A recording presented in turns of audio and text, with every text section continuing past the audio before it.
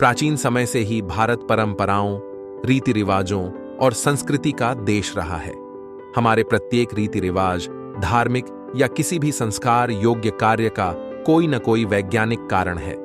आज हम इस वीडियो में ऐसे ही रीति रिवाजों का वैज्ञानिक कारण जानेंगे। आइए शुरू करते हैं। नंबर 1, एक गोत्र में शादी नहीं करना, धार्मिक तर्क। एक ही गोत्र में विवाह करना अशुभ होता है, जिससे आपके वैवाहिक जीवन पर संकट आ सकता है।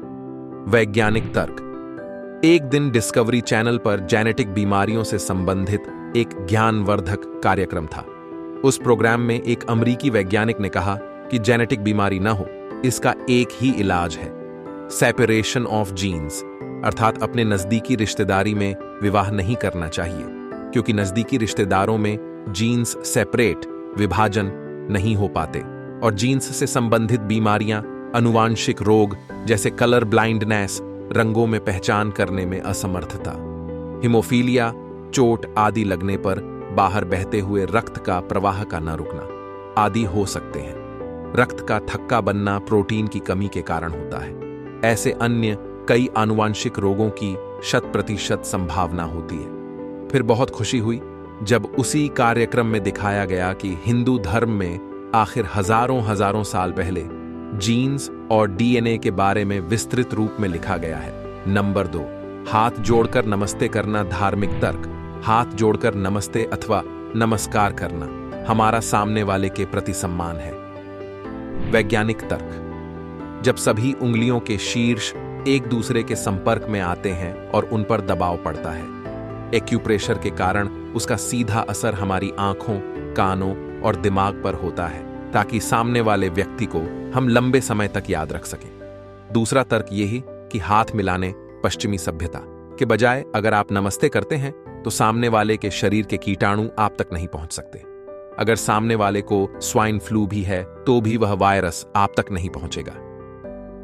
हवन या यज्ञ करना, धार्मिक तर्क। हवन में आहुति देकर भोजन को देवी देवताओं तक पहुंचाया जाता है, जिससे वह प्रसन्न होकर सारी मनोकामनाएं पूर्ण करते हैं।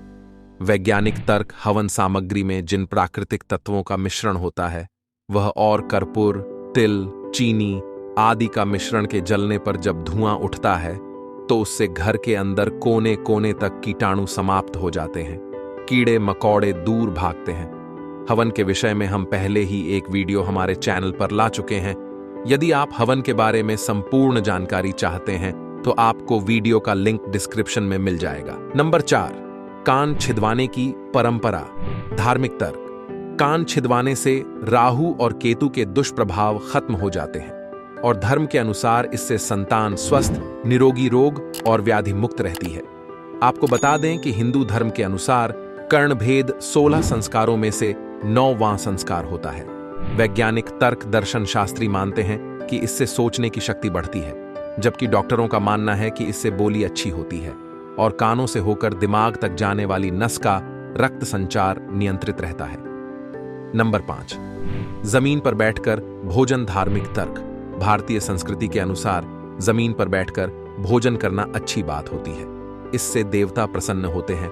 वैज्ञानिक तर्क। जमीन पर बैठकर खाना खाते समय हम एक विशेष योगासन की अवस्था में बैठते हैं, जिसे सुखासन कहा जाता है। सुखासन से पूरे शरीर में रक्त संचार समान रूप से होने लगता है, जिससे शरीर अधिक ऊर्जावान हो जाता है। इस आसन से मानसिक तनाव कम होता है और मन में सकारात्मक विचारों का प्रभाव बढ़ता है। यदि आप इस वीडियो का सेकंड पार्ट चाहते हैं तो हमें कमेंट करके बताएं। जय हिंद, जय सनातन।